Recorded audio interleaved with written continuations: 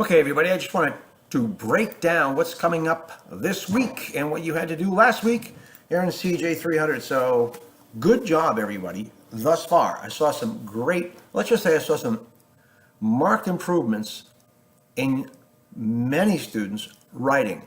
And the reason is because when you read professional or academic writing, scholarly writing, okay, which utilizes the appropriate terminology to accurately describe what it is they're trying to explain, you pick up on that and you incorporate it into your own writing. Formatting, sequencing, organization, I saw marked improvements on those areas. Very good. All right, and keep doing that and continue to make improvements on that. Don't reinvent the wheel. Take a look at how people have crafted the lit reviews and how people write research questions. All right, the magic of the internet and what you can find in the Shapiro Library and the assets that I have provided to you, you don't really have to reinvent the wheel or go scrambling through thousands of books to find something. Right now, it's at your fingertips. But you've got to read through these things and you've got to look at how they are done, and you look to mimic that. Okay, that's how good writing is developed. And unfortunately, again, I'm going to be very redundant here. This you are judged by the language you use. It may not seem fair, all right, but you have to make sure that your writing for our profession, criminal justice, okay, is constantly improving. I continue to improve my writing, and I also I have an editor. I read articles for various publications, and I always have a second set of eyes look at it because I know I've made mistakes. That's why I've been referring many of you to go to the Writing Center. They're phenomenal. They're like an editor. They can help you. And it's not going to take a month out of your time to to listen to them and have them help you make those adjustments that are necessary for the course, the discipline, and ultimately the profession. All right. So, that last week, and I just finished grading all the lit reviews. Any revisions, let me know. If I recommended it and I offered it to you, please follow up on that. What else is coming up? All right. Mod 6. All right. Understanding patterns and trends and drawing evidence-based conclusions. You know that when you are reviewing criminal justice-related research, it's important to understand the value of identifying patterns across the research, okay? So throughout history, the field of criminal justice has evolved in congruence with the surrounding environment.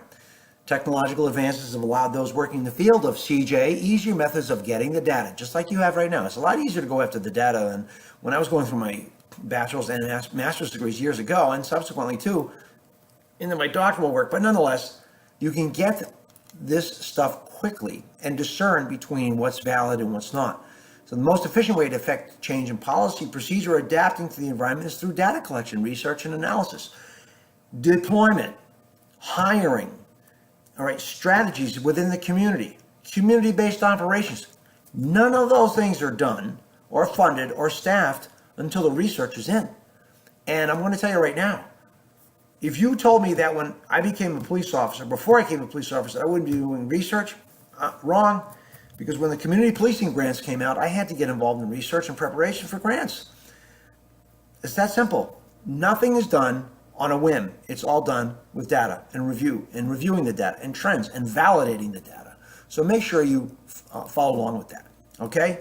Let me just skip over to what's coming up for this week here in Mod 6.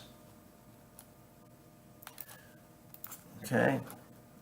Now, make sure that you take a look at the Mod 6 overview. Very, very clear. Make sure that you do read 103 to 107 in the book, all right, about theory and measurement. Be sure to read through that. All right, provides an introduction to data collection and data analysis.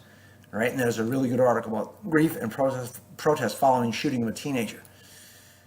And shortly, I'll be conducting a podcast interview with the present chief of Ferguson, Missouri. I will keep you posted. All right, you have a discussion, identifying patterns and future direction. Make sure you click on that. I know it's a pretty heavy week right now, so make sure you plan your time. All right, you have a worksheet to do. All right, make sure you take a look at that worksheet. I will look to create an Adobe Connect recording breakdown of that tomorrow morning when I'm back in my office, and I will distribute that because I want to make sure that the rubric or the worksheet and the directions are absolutely clear, okay? Make sure you pull down the assignment guidelines and rubrics, all right? Focus in on them, and if you have any questions, all right, let me know, all right? So, with that in mind, all right, let me know if you need any help this week. I'd be more than happy to help. And we'll break down these assignments. Watch for that breakdown video. I'm going to break some things down so everyone is clear as possible on what's expected.